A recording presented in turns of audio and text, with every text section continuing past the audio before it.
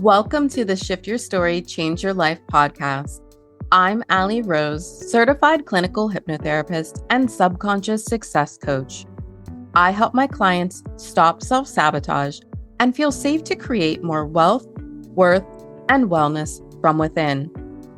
If you find yourself stuck repeating the same unhelpful patterns in your life, health, business, or relationships, even after all the mindset work, this podcast is for you. Each week, you'll hear deep dives into the hidden beliefs shaping your life and live hypno-coaching sessions where someone shifts a block in real time. Because willpower isn't the problem, your subconscious story is. And when you shift it at the root, everything else begins to change. So let's dive in. Hello. Welcome back to the Shift Your Story, Change Your Life podcast. In today's episode, you'll hear a real-time hypno-coaching session with a coach and artist who has been feeling stuck in a painful pattern. She deeply wants to share her gifts with the world, but every time she puts herself out there, she feels a wave of fear, shutdown, and disconnection. On the surface, it might look like inconsistency or lack of commitment, but as you'll hear, this pattern started decades ago, rooted in childhood dynamics where connection felt conditional, where giving was expected, but receiving wasn't guaranteed. In this session, we start with conscious conversation about her business and personal journey, and then move into the subconscious work to meet the part of her that's been holding her back. As always, some portions of the hypnosis session have been edited for safety and privacy, but you'll still get the full heart of this powerful work. As you listen, I want to invite you to reflect.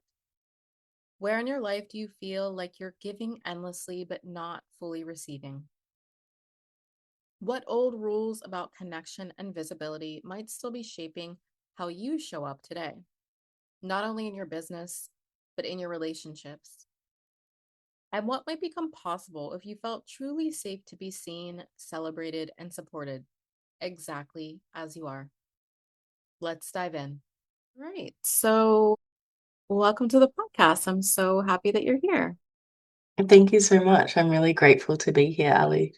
Tell me a little bit more about this pattern of kind of going around in circles with sharing your coaching and art therapy online, and then really connecting with people who value what you have to offer. Yeah, the pattern of that when I look at it's sort of been like since 2019 when I first kind of was like, wow, this space exists. How can I get into this space? And started experimenting with sharing, content online and wanting to shape myself as an online service provider. And I it's just been like, I have an idea, I start to work on that and bring that forward, and then something happens in my life, and I get really caught up in the whole like, well, you're not committed if you're not following through, like you should still be able to do it if things are happening in your world.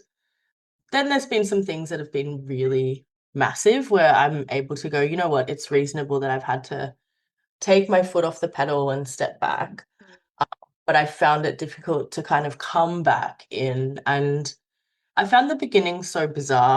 It was like I wasn't able to bring my whole self into that space Mhm.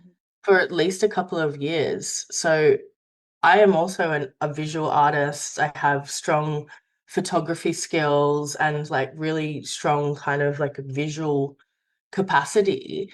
But my kind of coaching content and identity just looked so, I don't know, it looked like a 12-year-old was playing in a scrapbook kind of thing. And it was when I started to bring in like, oh wow, like let's lean into my skills in photography and kind of that aesthetic and moving more into an aesthetic, representing myself in that way, that I started to feel a bit more comfortable.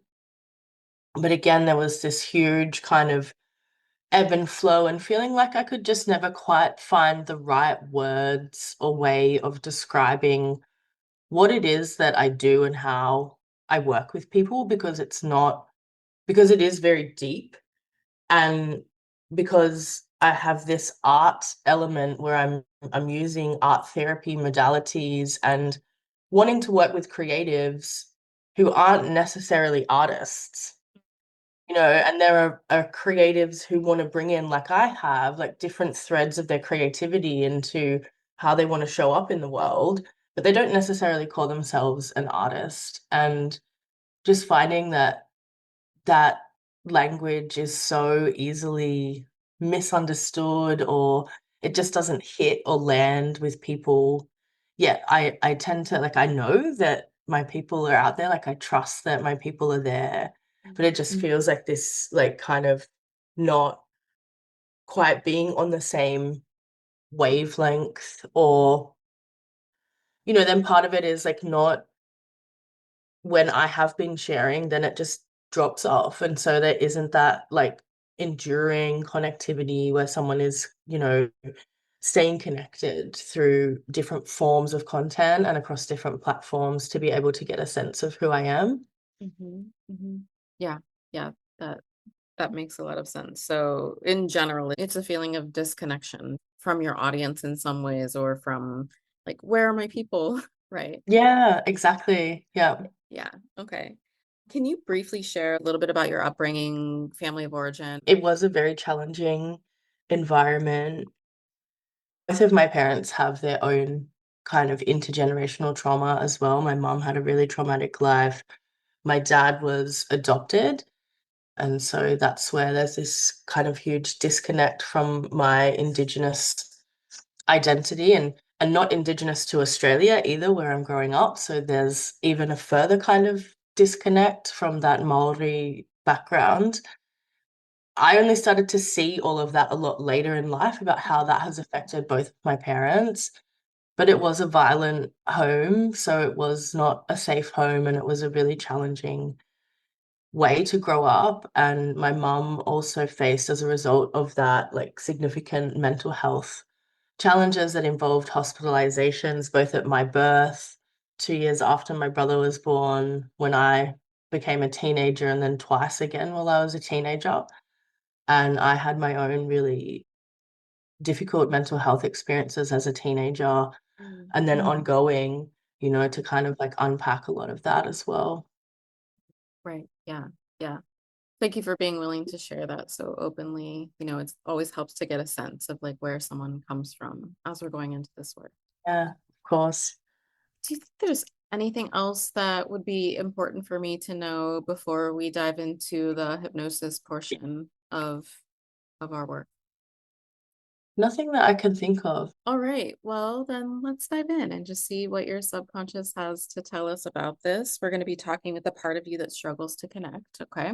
So go ahead and take a deep breath in. And now I want you to go ahead and I want you to actually look as high as you possibly can, as if you were trying to look into your own eyebrows, keeping your eyes glued to a real or imagined spot overhead. Just breathe in and out. Take another deep breath. Breathe in and out. And each time you blink, that's hypnosis coming upon you. And just one final time, take another deep breath in. And as you exhale, just close your eyelids right down, all the way down. So every time I say the words, go deeper, you're just becoming more and more relaxed. So just one more time, go deeper, drift deeper, sink deeper, at least 100 times deeper. That's perfect. You are responding perfectly, exactly as I knew you would, because I already know that you are incredibly open, receptive, and suggestible, and your mind is incredibly powerful. So now we're going to explore this part of you that struggles to connect. I want you to go ahead and take a deep breath in. And I want you to just imagine that you've gone inside yourself. You've turned your eyes inward. And you're able to scan your body and find this part of you that struggles to connect. And when you find where it's located, can you let me know, where do you carry this part of you in your body? It feels kind of strange in my feet, Okay. but also in my heart. Okay. All right. If you were able to pull this part of you out of you, imagine that it's in front of you. You've pulled it both from your feet and your heart, and each one might look different, but might look the same. So, can you tell me, what does this part of you look like? The first things that I kind of saw were like it's like a version of me, like a younger version of me. And I can see these like specific shoes and a specific kind of like outfit. So I think it's from the time where I was like somewhere between like 4 and 6 years old. And the shoes are like all they're like strappy sandals, but each strap is like a different color. And then the dress that I'm wearing has these like, kind of panels of different colored fabric as well that kind of matches the shoes. Okay. How do you feel about this part of you that struggles to connect when you look at it, when you're there with it? What emotions come up for you? I think I like just realized like how young that part of me is, like I felt really like old as a child. And so often, like when I look back on these parts of myself, I'm like, you're like 4. Like you're so young. Yeah, what emotion does that bring up for you? Looking back and maybe realizing, even though you felt older as a child, that the child was actually young. There's grief there Mhm. of like, and sadness, like about like the weight that that version of me was already carrying, like the kind of like, I think this is like something like I had such a sense of like responsibility that I carried from such a young age. Yeah, that makes sense. So I want you to just keep that part of you in your mind's eye, and I want you to ask it, what is your role in my life? Why are you here? Well, that part is actually saying that like they want to have fun and be free.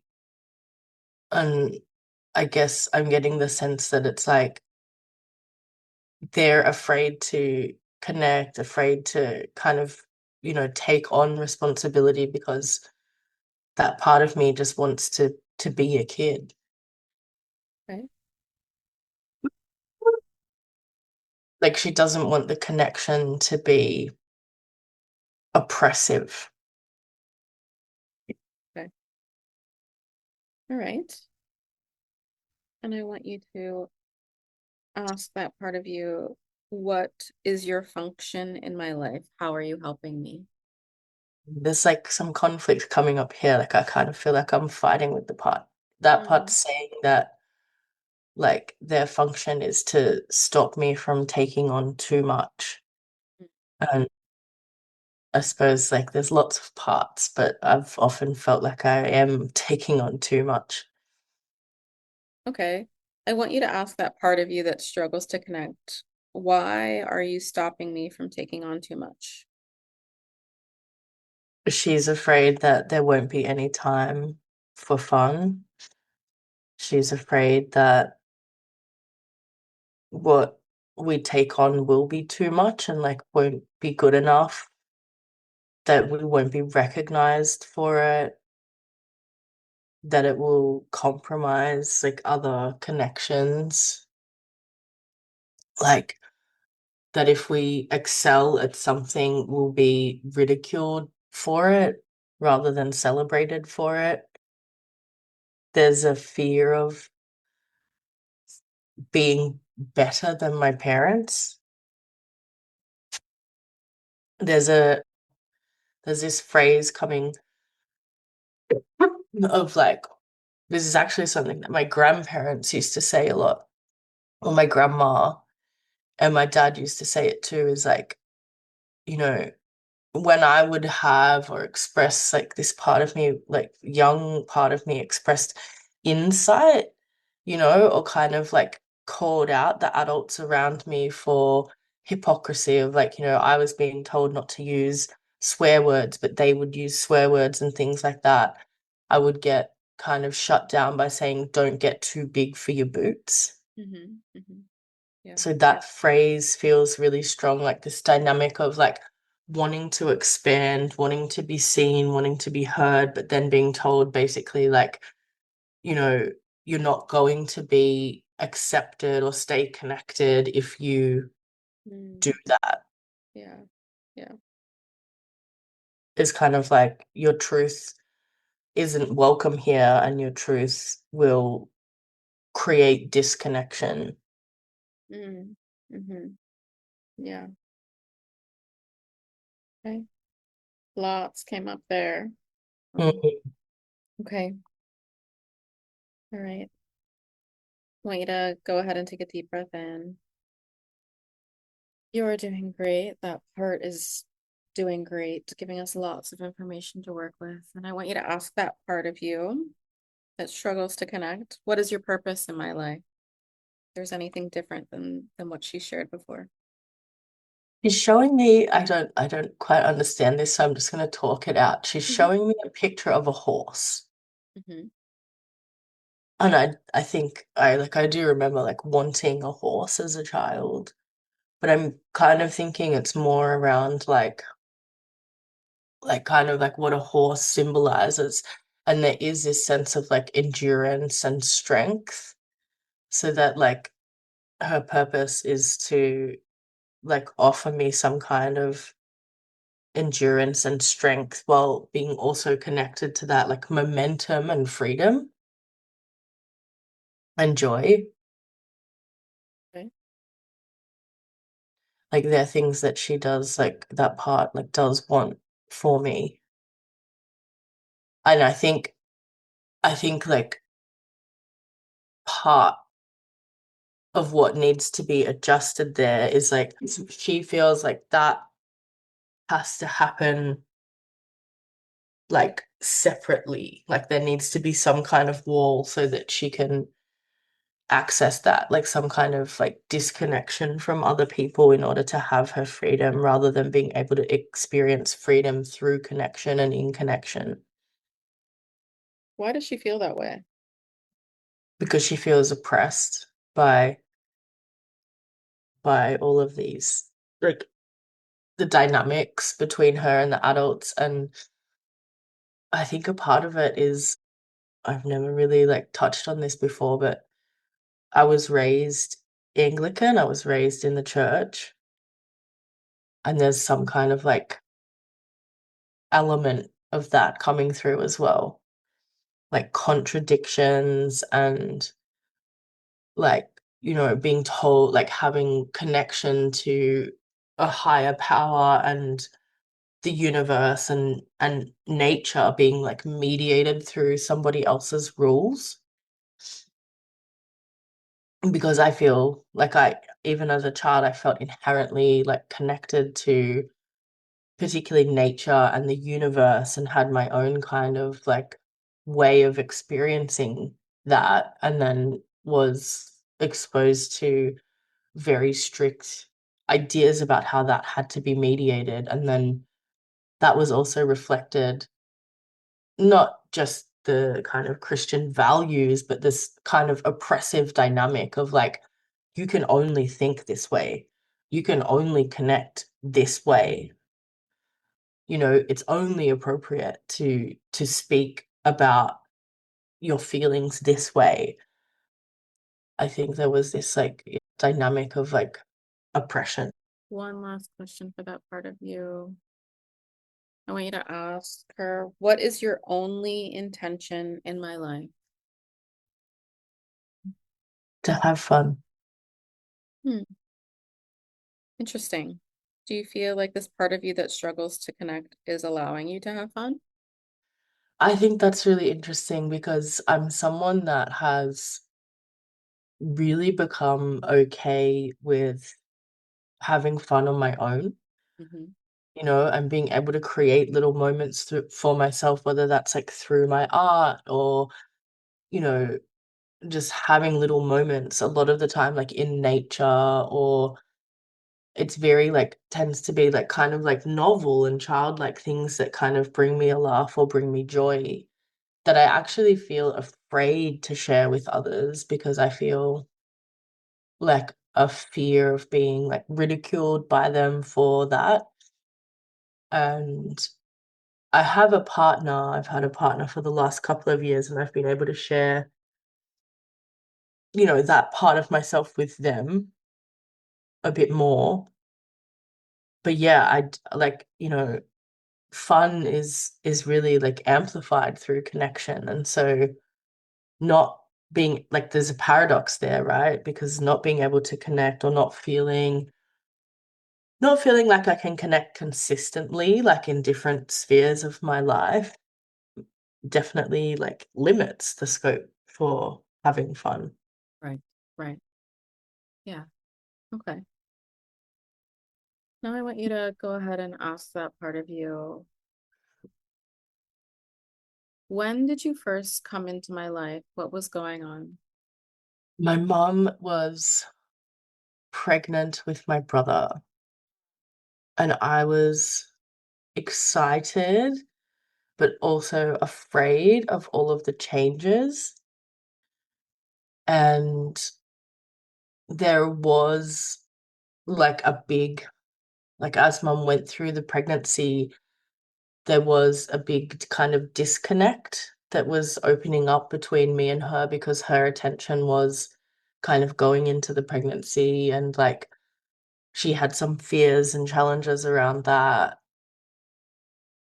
because of what had happened to her through my birth.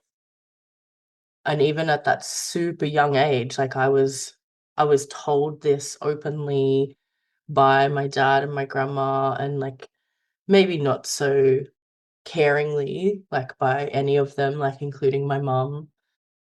But I was definitely aware that, like, you know, it was basically like this is a threat to how much connection you can have.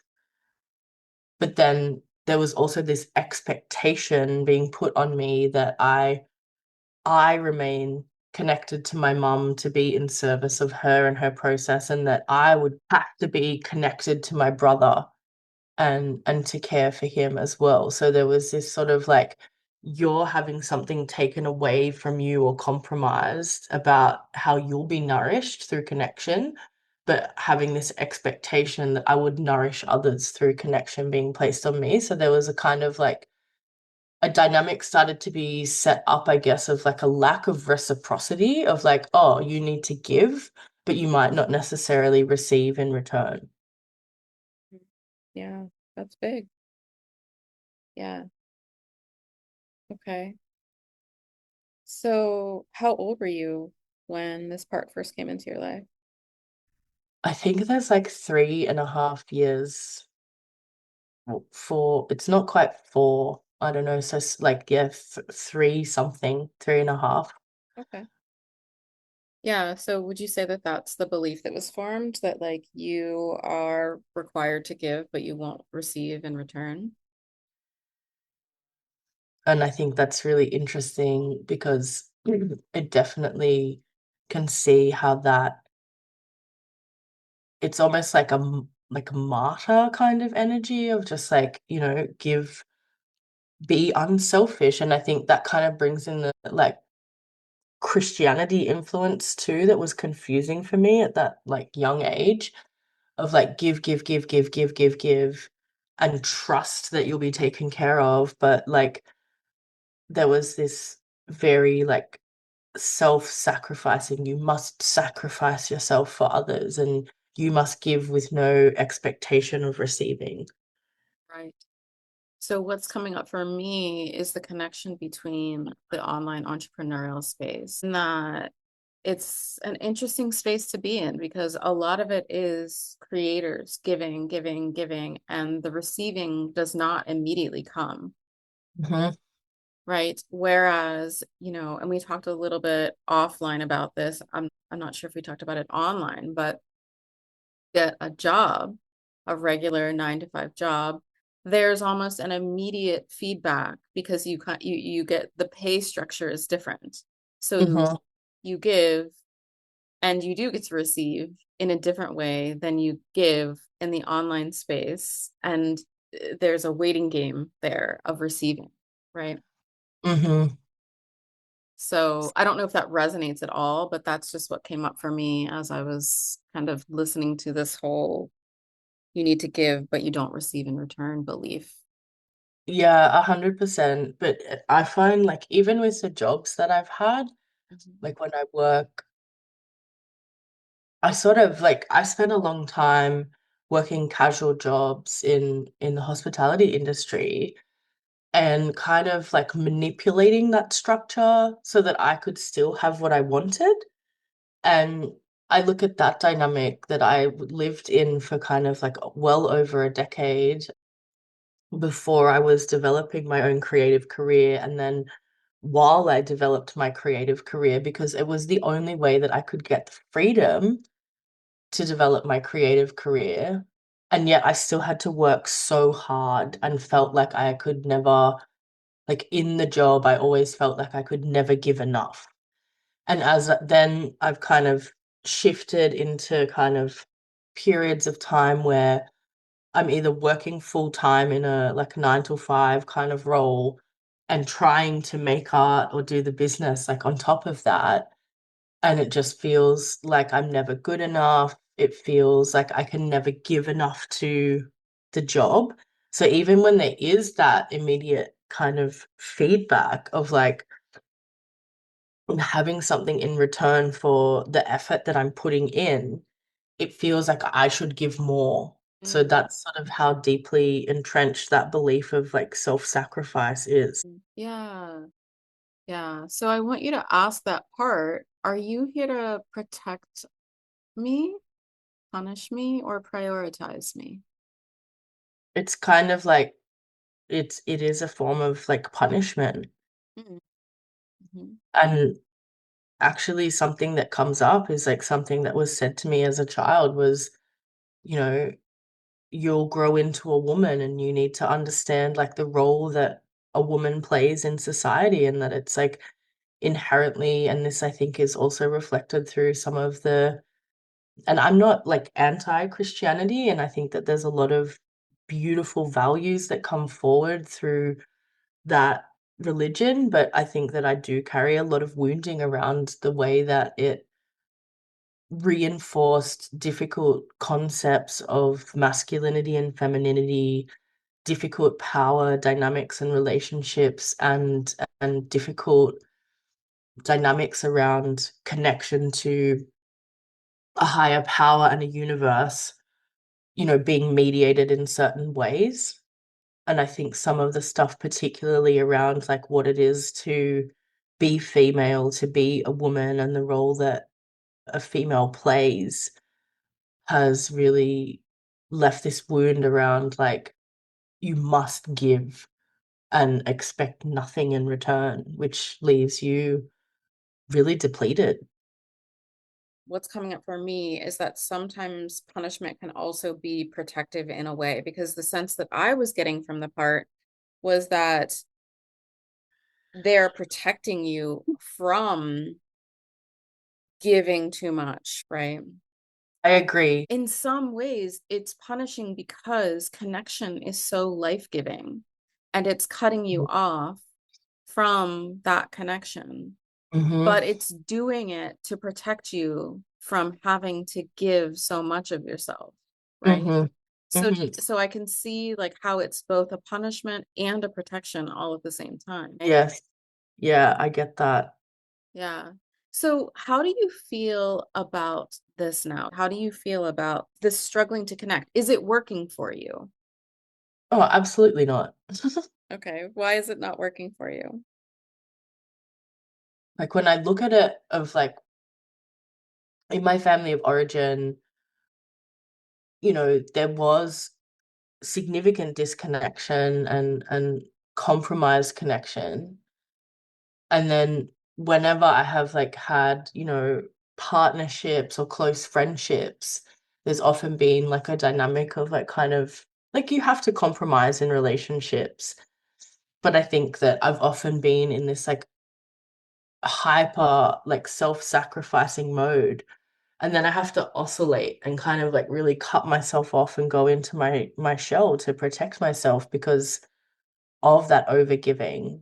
Right. And that, like, I sort of see that oscillation, in a lot of ways, like connected to this journey of wanting to develop an online business too. It's like I give and give and give and try and try and try and share and share and share for a bit. And then I'm completely understanding that, like, it is a journey to being able to receive through that space. Like, I don't expect it to happen overnight, but it does deplete me, and I haven't been able to find the way to engage with that part of my life in a way that is sustainable, Right. to be able to share and to give and to show up and be present in a way that can be sustained without me needing to kind of like woof, shut down and cut off and disconnect. There's been so many things in my life that it's compromised, like I've found that with a lot of friendships, I reach a point like as I grow and I want to introduce clearer boundaries or, as I grow and change, I've found that my way of kind of expressing that hasn't been held or understood and then has led to conflict and then I just like recoil from it and disconnect and walk away. Right. Right. Yeah.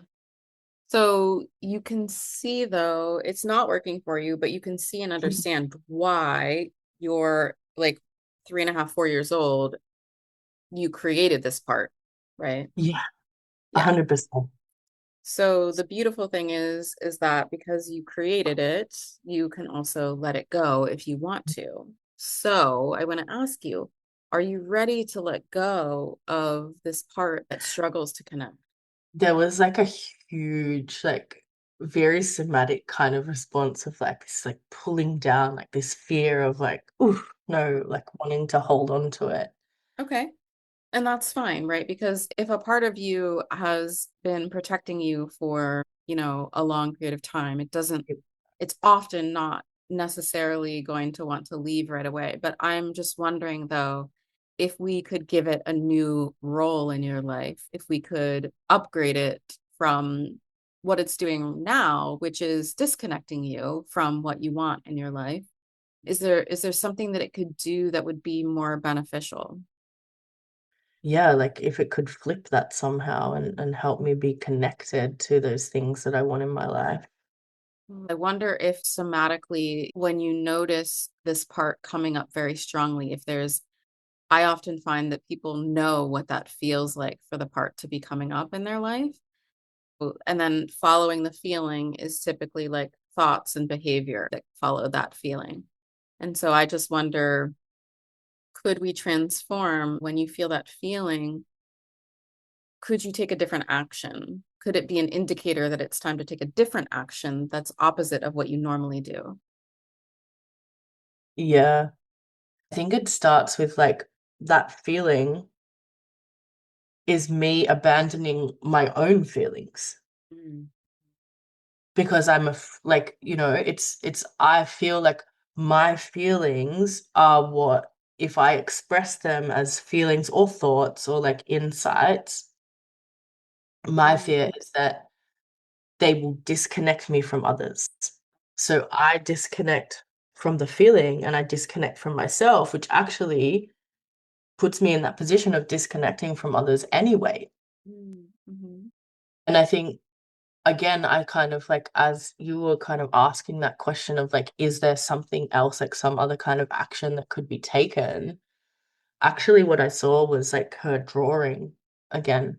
Mm-hmm. And it's interesting because I have, like, over the last few months, particularly with what I've been navigating with my partner, I've wanted to draw and I have like kind of let that in a few times. And, I want to I work with art as a form of therapy for people, and that can take so many forms. So I think it's about trusting that kind of intuitive nudge, that like a way to transform that part of me is to use like creative expression to stay more connected to my thoughts and feelings and emotions Mm. so that I can process them, which would give me greater like kind of confidence to be able to remain connected to others, I think. Yeah. How does that part of you feel about that? She's like very like a little kid, like kind of like jumping up and down excited, like she loves to draw. Wonderful. Wonderful. Yeah. Yeah. Well, I want to give you a moment.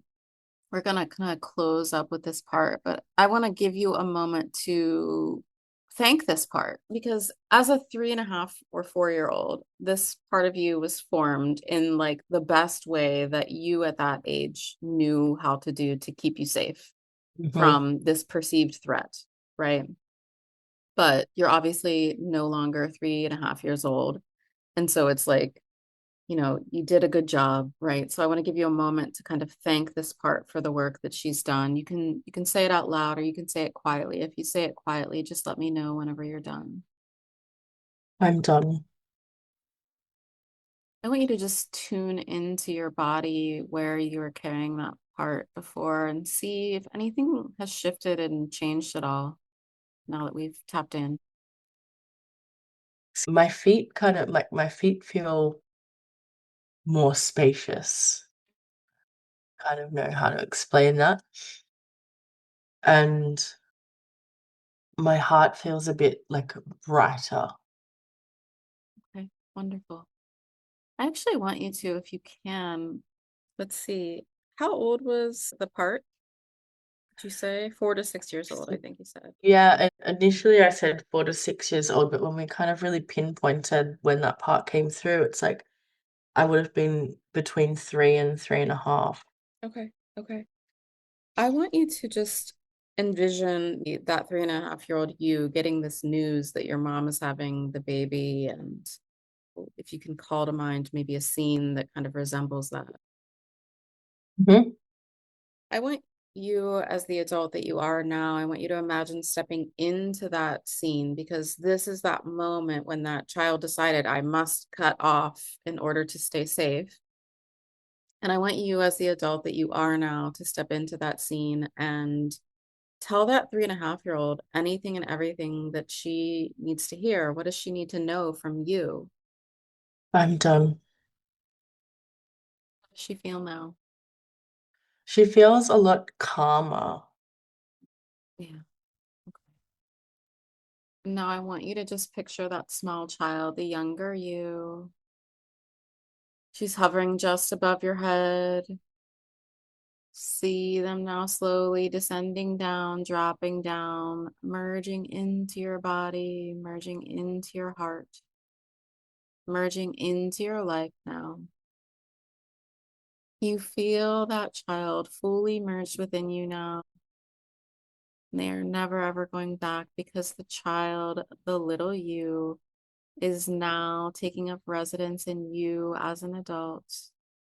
They are free now. They've had a massive upgrade into your life. The past is behind them and behind you. And you are free to be the person, the adult that you choose to be. I want you to just go ahead and take a deep breath in as you allow her to fully merge within you now. So, on the count of one, you're becoming more aware. On the count of two, you're aware of the room and the sounds around you. On the count of three, go ahead and take in a deep breath. And on the count of 5, whenever you feel ready, you can open your eyes and come back to the room. Hello, how was that for you? It was amazing. Oh, good. Yeah, it was so like it's so deep, but like it feels safe to have like kind of opened Mm, that all up. And I think it has been just it's so interesting to consider, what came forward. great. Yeah, yeah, absolutely. What was your kind of biggest insight, if you can think of anything? And if you can't, that's fine, because I know you just came out of it. I think like around that idea of like,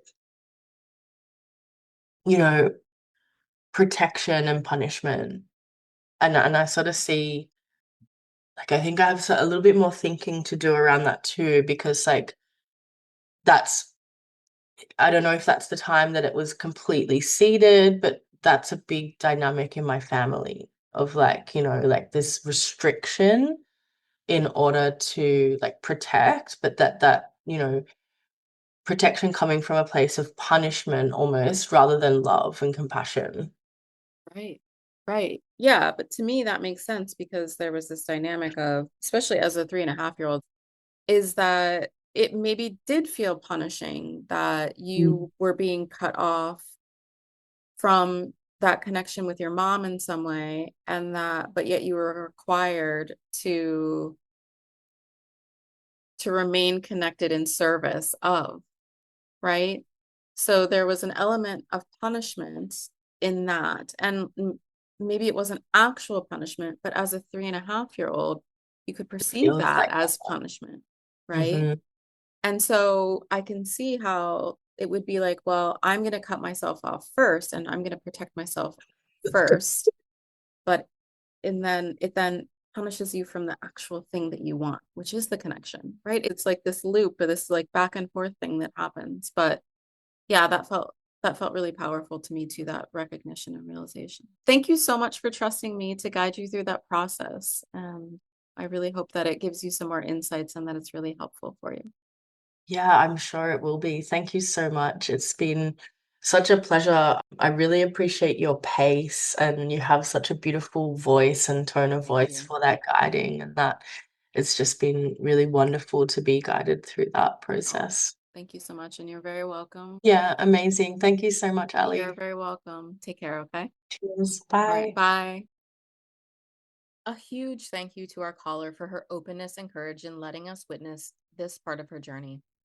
So many of us think our challenges are about strategy or willpower, posting more, doing more, trying harder, pushing through. But often it's not about effort at all. It's about an old story playing out in the background.